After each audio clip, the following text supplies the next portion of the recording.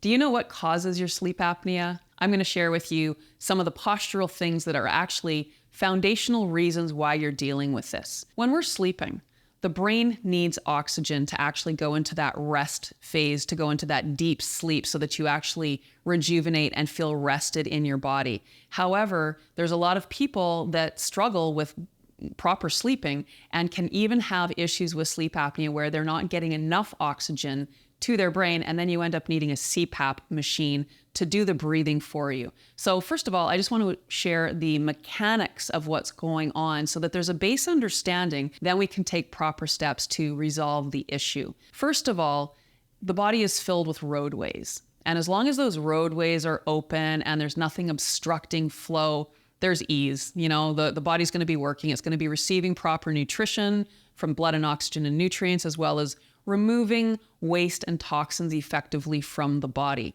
However, when there's congestion or blockages to those roadways, then we have a very different situation that's happening. And what we really need to focus on is posture and breath, because the container that we exist in and how it is positioned impacts how we function.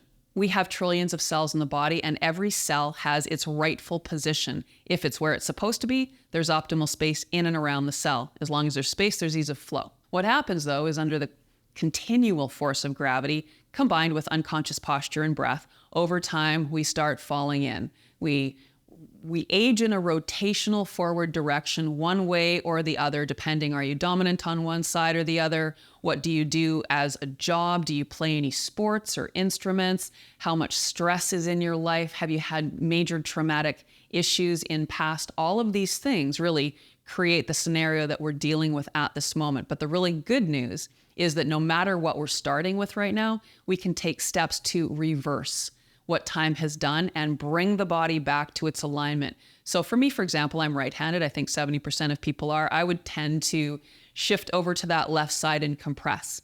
Now, if you think of what's going on in through here, here's my diaphragm, my muscle that is designed for proper breathing. And if I'm a conscious breather, this muscle is nice and strong.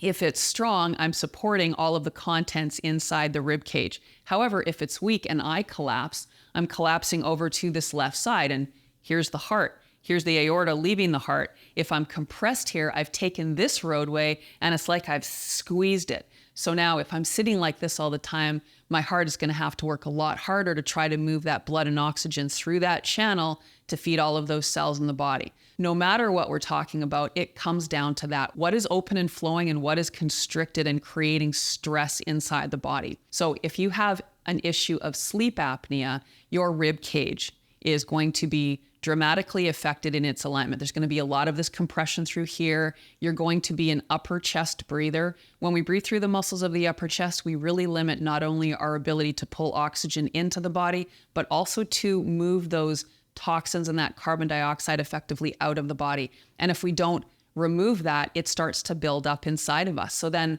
not only do we have blockages from compression, we now also have blockages because we have an accumulation of waste and debris impacting all of those spaces. Not only that, the fats in the body, butter at room temperature is a solid. You heat it, it becomes a liquid. So if we're breathing properly, this is like the furnace. If we're breathing through the muscles of the upper chest, it's like a space heater. If this is how you've been breathing, you have a body riddled with frozen fats or plaques that can align the inside of the blood vessels, taking away even more space for flow. So now as you're trying to sleep, you're not getting enough oxygen to your brain so that you can't go into that restful state. And you might even have that impaired breath, which is why then you end up on a CPAP machine. We have had people in our community get off their CPAP machines and really help to regulate their sleep. So understanding what to do is key. And what we really want to do is we want to get this breath nice and strong. To be able to, first of all, understand where the breath should come from is a simple practice. Lie on your back, place your hand on your belly. When you inhale, you want the belly to expand. You want it to feel nice and big. And when you exhale, you want it to become smaller again. So we want to squeeze the belly small. And most importantly is the exhale. Because most people, when you tell them to take a deep breath, they can take that full breath in, but they don't really consider the exhale as being more important.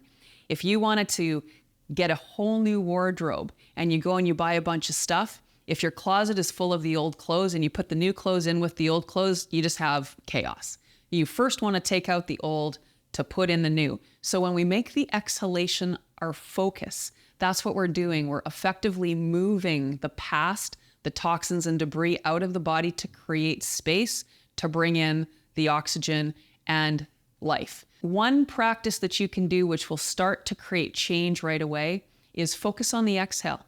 Breathe out for a count of 6, breathe in for a count of 4. So if this is our range of breath and this is the center and this is the most we can inhale and this is the most we can exhale, most people are living over here. They're taking short, rapid breaths.